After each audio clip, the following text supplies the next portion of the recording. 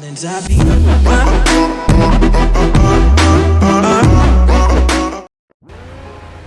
siang pemirsa, balik lagi bersama aku Anissa pada segmen bercerita tentang sejarah. Nah, pada video kali ini sejarah yang diangkat adalah sejarah tentang terbentuknya Cina mulai dari awal prasejarah hingga modern saat ini. Nah, sebelumnya aku pengen cerita nih kalau Cina itu memiliki suatu peradaban tua namun tetap lestari di dalam sejarah umat manusia. Hal ini dikarenakan tembus Sungai Kuning atau Yangtze itu merupakan tempat lahirnya kebudayaan Cina mula-mula. Dinamakan demikian karena sungai terbesar di Cina Utara itu kerap berwarna kuning keruh akibat longsor di tepiannya.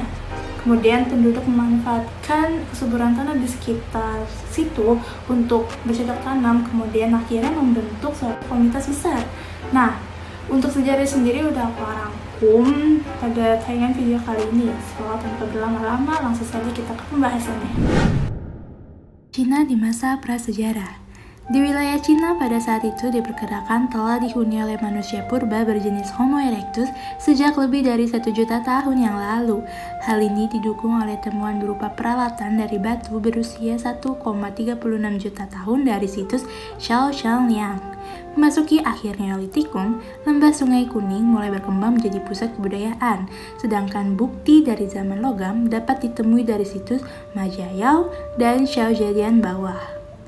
Cina di zaman kuno. Sejak 2070 sebelum Masehi, Cina telah diperintah oleh rezim monarki bernama dinasti Xia. Pemerintahannya kemudian digantikan oleh dinasti Shang. Pada masa kekuasaan dinasti inilah ditemukan catatan tertulis paling awal tentang sejarah Cina.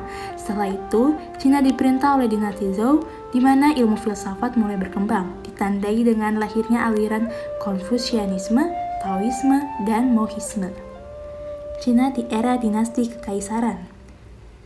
Dinasti Qing menandai dimulainya era kekaisaran di Cina. Meskipun berumur pendek, Qing dikenal sebagai dinasti yang mengawali pembangunan tembok besar di Cina. Sementara itu, dinasti Qing menjadi dinasti kekaisaran terakhir Cina yang pernah menghadapi serangan dari Inggris, Prancis, Rusia, Jerman, dan juga Jepang. Cina di zaman-zaman modern. Dinasti Qing runtuh pada 1912 setelah digulingkan oleh Revolusi Cina yang sudah dimulai sejak 1894. Penyebab utama pecahnya Revolusi Cina adalah kekecewaan terhadap pemerintahan dinasti Qing yang berujung pada penderitaan rakyat. Tokoh yang berperan penting dalam peristiwa ini adalah Sun Yat-sen yang memotori revolusi. Setelah dinasti Qing runtuh, Sun Yat-sen terpilih menjadi presiden sementara Republik Cina. Revolusi Cina 1991 tidak hanya meruntuhkan kekuasaan dinasti Qing, tapi juga menghentikan sistem monarki dan tradisi feodalisme yang telah berlangsung selama berabad-abad dan dimulainya era republik. Cina kemudian kembali mengalami revolusi besar pada 1949 yang dikenal sebagai Revolusi Komunis Cina. Revolusi ini dipimpin oleh Mao Zedong, ketua Partai Komunis Cina. Setelah Partai Komunis Cina berhasil menduduki kota-kota penting, kubu nasionalis yang terdiri dari penerus Sun Yat-sen melarikan diri ke Taiwan dan membentuk pemerintahan sendiri.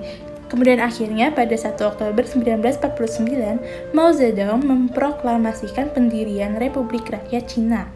Kemudian diangkat menjadi presiden negara tersebut pada 1954. Periode sejarah RRC secara umum dibagi menjadi 4 periode, yaitu era transformasi sosialis di bawah Mao Zedong, reformasi ekonomi di bawah Deng Xiaoping, pertumbuhan ekonomi di bawah Jiang Zemin, dan periode generasi pemerintahan keempat antara 2002 hingga saat ini. Nah, itu dia tadi penjabaran singkat mengenai sejarah terbentuknya Cina, mulai dari zaman prasejarah dan sampai zaman modern sekarang ini. Nah, semoga apa yang tadi disampaikan bisa bermanfaat dan karena sudah waktunya saya pamit undur diri dan bye.